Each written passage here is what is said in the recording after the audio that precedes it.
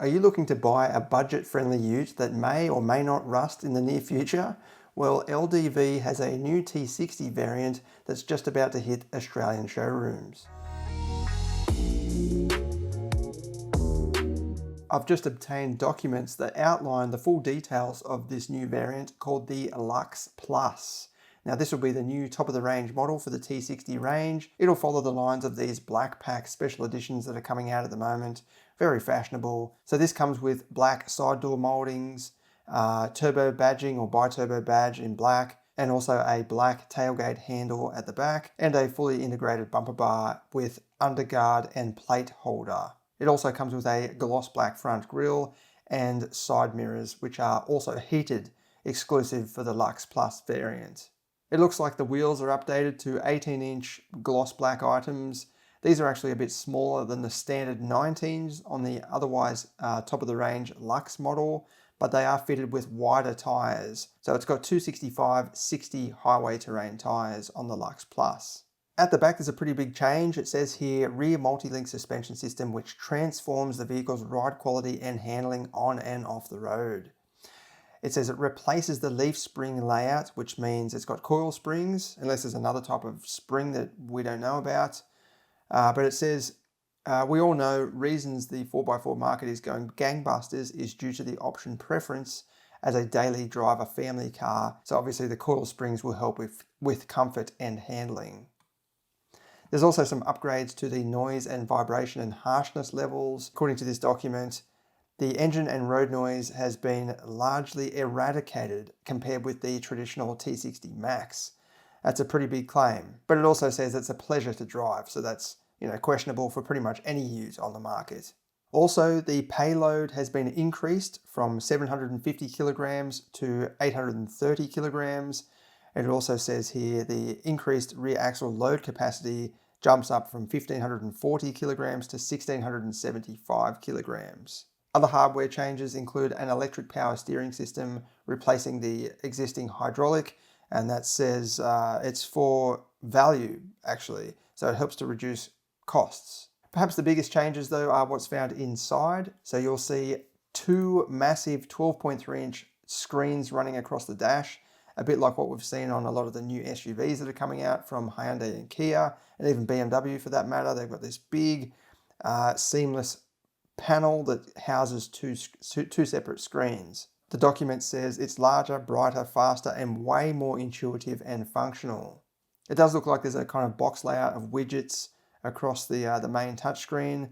You can also check out the Maxus website, which is the overseas version of the T60, and it shows twin screens in this sort of seamless fashion as well, with a grid layout for a lot of the apps. That might be with Apple CarPlay or Android Auto. It specifically says the infotainment and instrument cluster are integrated into one format digital ecosystem, providing cutting-edge immersive interface usually reserved for the most advanced passenger vehicles. It also says, according to this document, no other ute in Australia has this feature. I think the upcoming Kia Tasman will have something very similar to this. I don't know if it is one seamless digital screen though. There's usually a little bar in between. It might be hidden behind the actual glass panels. I don't know if this means this is actually one large screen, but it does say 12.3-inch infotainment and 12.3-inch driver cluster. So it must be two separate screens still, just merged together basically into one panel.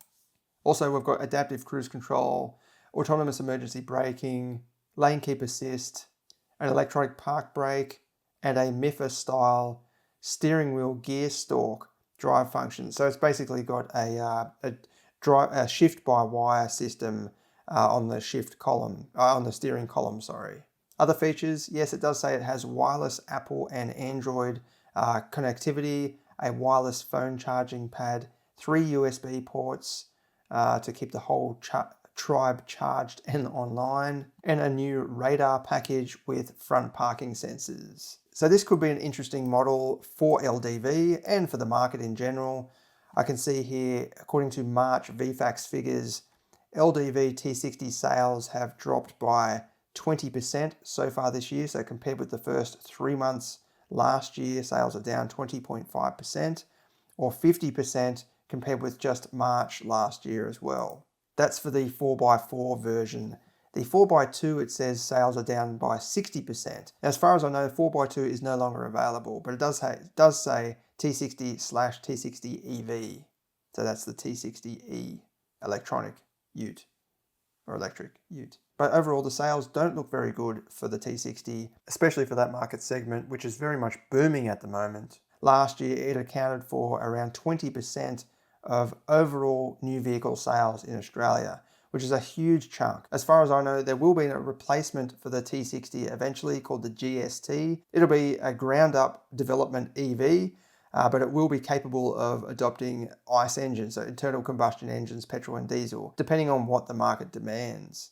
Unfortunately, it doesn't say the price in this document, but I'm expecting around $50,000, so that's a bit more than the standard LDV T60 Max at the moment, which starts from around $47,884 drive away for the automatic Luxe. According to the document, it'll be on sale for around 5 months, so it will be a special edition.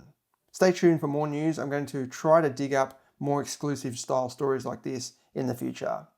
Be sure to hit subscribe if you enjoyed this video. Thanks for watching.